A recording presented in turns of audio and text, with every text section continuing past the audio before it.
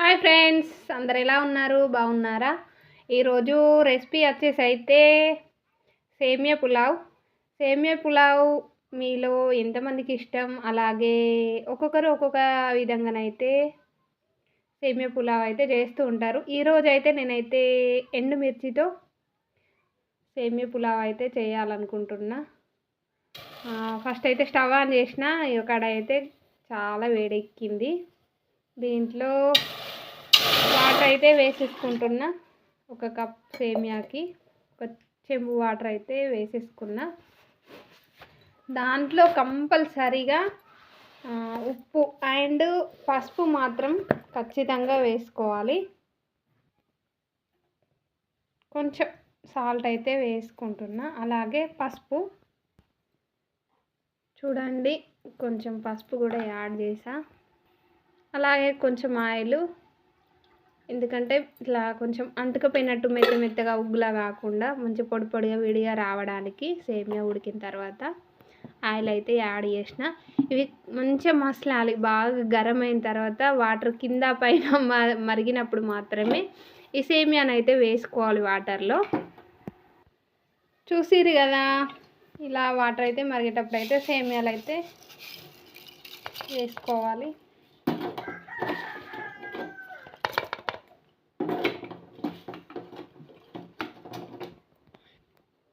ఒకసారి అయితే మధ్యలో ఇలా కలుపుకోవాలి. చూసిరు కదా, ఆవిరికైతే కనిపించట్లేదు.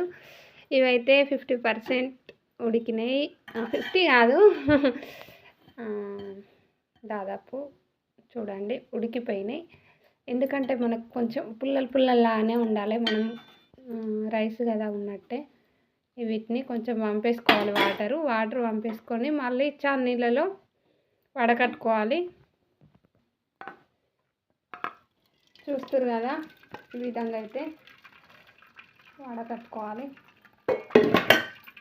కాలుతుంది, అసలే సమ్మర్, వేడి తగిలిందంటే కథ.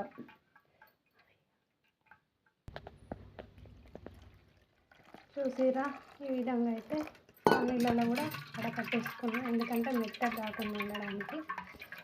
అట్లా వేడి మీద ఉంటే మెత్తగా అవుతుంది అని చెప్పి.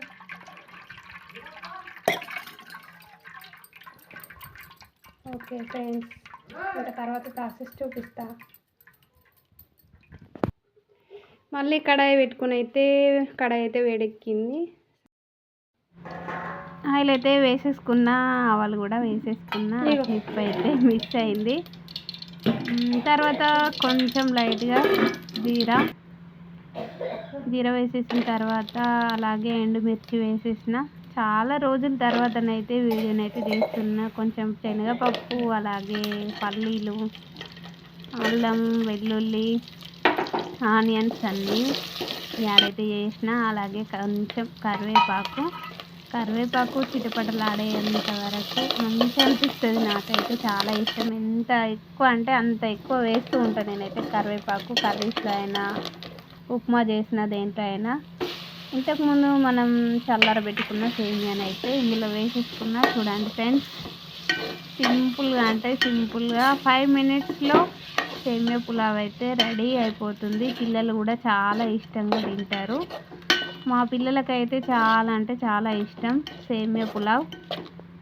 నేనైతే ఫాస్టింగ్స్ టైంలో అయితే ఇలా సేమియా పులావ్ అయితే చేస్తూ ఉంటా. లాస్ట్లో కొంచెం సాల్ట్, రుచికి సరిపడా, అలాగే నిమ్మకాయనైతే పిండుకున్నా. నాకు ఒకటైతే విచిత్రం అనిపిస్తుంది. అంతకుముందేమో కొంచెం రెడ్గా ఉంటుంది, పసుపు వేస్తాం కదా, కలర్ రాదు. నిమ్మకాయ యాడ్ చేయగానే ఫుల్ కలర్ఫుల్